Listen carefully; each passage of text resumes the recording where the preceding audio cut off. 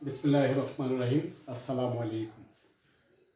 Honorable viewers and my dear student, আজকে একটা video নিয়ে আসছি শিক্ষণীয়। সেটা হচ্ছে ছন্দে ছন্দে আমরা অ্যাক্টিভ ভয়েসকে প্যাসিভ ভয়েসে রূপান্তর করব।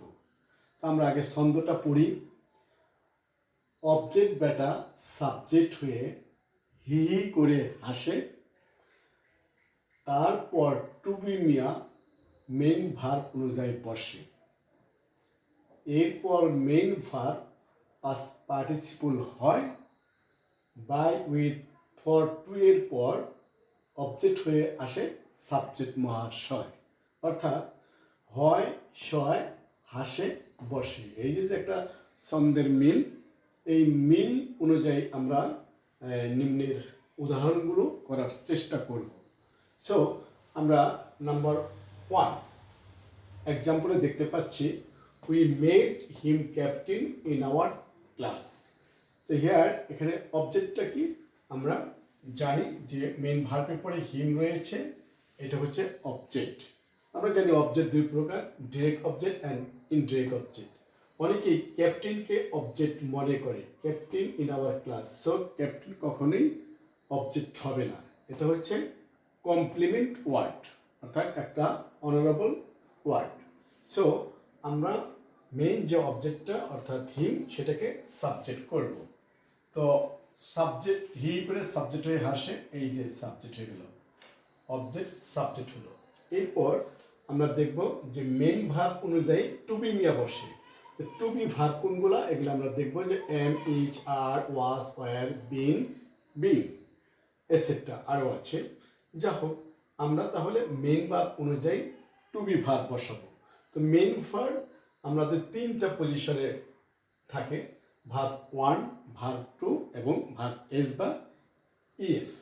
তো এখানে 2 পজিশনে আছে, সো টু বি বসবে ওয়াজ বা ওয়ার। যেহেতু সাবজেক্ট সিঙ্গুলার তাহলে ভার্বটা হবে সিঙ্গুলার, টু বি। এরপরে কি বলা হয়েছে যে মেইন ভার্ব সেটা পাস্ট পার্টিসিপল বসবে। তো পাস্ট পার্টিসিপল বসিয়ে নিলাম। এরপর আমরা যে অতিরিক্ত একটা অংশ রয়েছে ক্যাপ্টেন ইন আওয়ার ক্লাস, সেটাকে আমরা বসিয়ে দেব।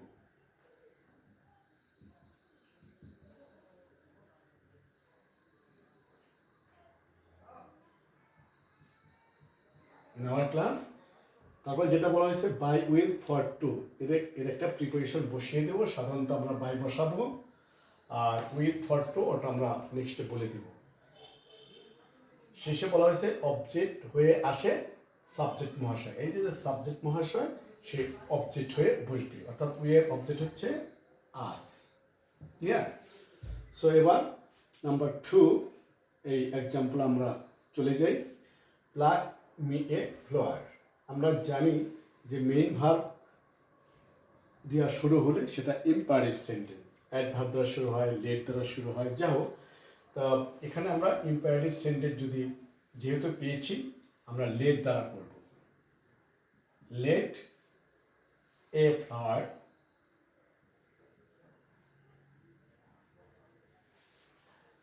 এখানে বাই বসাবো না, যেহেতু ভার্ব বসাবো আমরা বি বসাবো।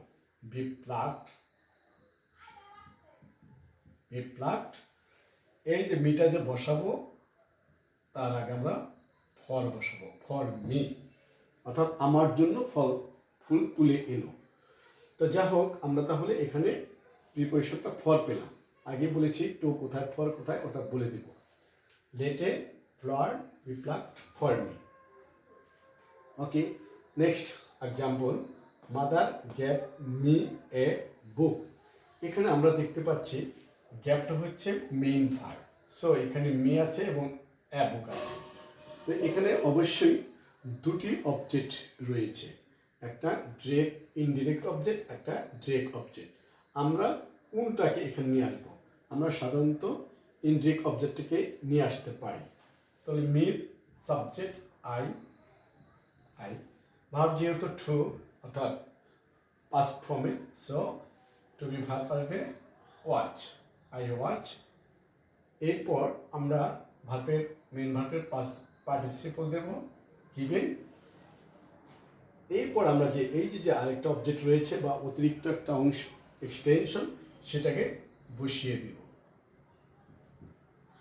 লাস্টে আমরা যেটা শিখেছি by with for to preposition বসাবো, তাহলে বাই মাদার নাউন থাকলে নাউন।